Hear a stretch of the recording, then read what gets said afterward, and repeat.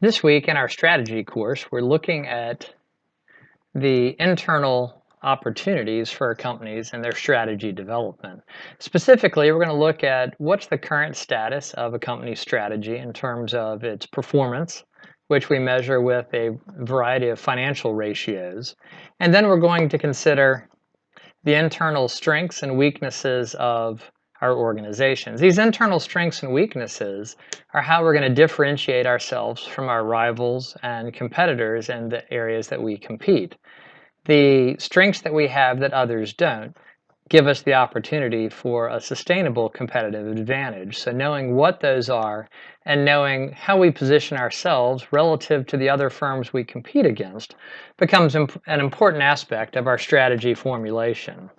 The SWOT analysis is how we often will consider our strengths and weaknesses, as well as what we talked about in the external analysis portion of the course, the opportunities and threats. So our dialogue this week, we analyze the SWOT analysis and look at what are its limitations and how we can improve it. In your dialogue, you want to be sure to end your original post with a question that continues the conversation, that gives those that respond to you something to respond about. We want to get away from our post just agreeing with each other and saying, I think you did a great post, but rather bringing up additional points or continuing the conversation in other ways. This week is also our first case analysis.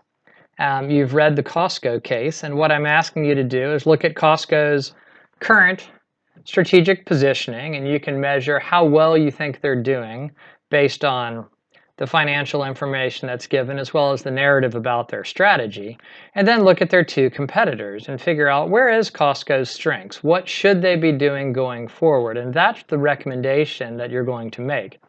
You need to come up with 2 to 3 possible strategic directions that Costco should move in, select one, and then defend why this is the direction that you think Costco should go in. And that's what you're going to write up in your 3-page single-spaced memo to Costco's CEO, suggesting the strategic direction for the future of the company.